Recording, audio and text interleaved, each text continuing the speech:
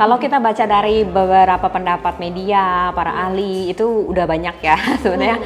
IMF, OECD, beberapa media, bahkan pakar-pakar ekonomi, bahkan menteri pemerintah kita sendiri juga udah hati-hati bilang waspada gitu. Sebenarnya menurut saya resesi atau enggak ada yang tahu, tapi ada baiknya itu jadi sebuah ajakan untuk kita berhati-hati. Karena kalau kita melihat dari tahun ini aja sebenarnya kita udah merasakan ya kenaikan harga barang yang luar biasa, mulai dari harga minyak gitu ya, harga barang sehari-hari, transportasi, bahan bakar, semuanya.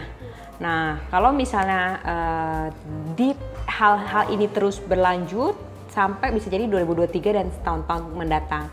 Kenapa? Karena ternyata kan pada saat pandemi kemarin kita lumayan terdampak secara kesehatan, sosial maupun ekonomi. Karena efek samping dari pandemi ini, walaupun nggak ada terjadi perang, sebenarnya kita biasanya setelah krisis itu akan ada inflasi.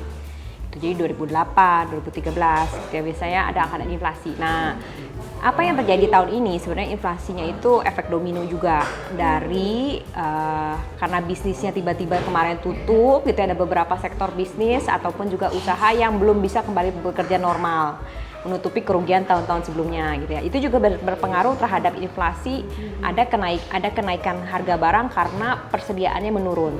Hal ini juga diperparah dengan adanya perang.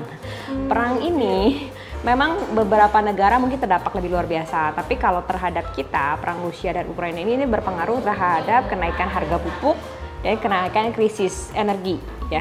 Jadi dua hal ini akhirnya menjadi trigger, menjadi pengaruh yang besar terhadap inflasi. Nah, apa yang terjadi? Ternyata krisis ini masih berlanjut gitu ya, perang ini masih berlanjut, ditambah lagi dengan tahun-tahun yang lalu kita menikmati suku bunga yang rendah. Dan tahun depan kemungkinan kita nggak bisa terus berada di dalam bunga yang rendah, karena inflasi yang tinggi biasanya diredam dengan kebijakan ekonomi adalah kenaikan suku bunga supaya orang-orang jangan banyak belanja, lebih banyak nabung. Memang bayar bunganya pinjaman nanti lebih mahal, tapi bunga kita menyimpan di bank jadi lebih tinggi juga.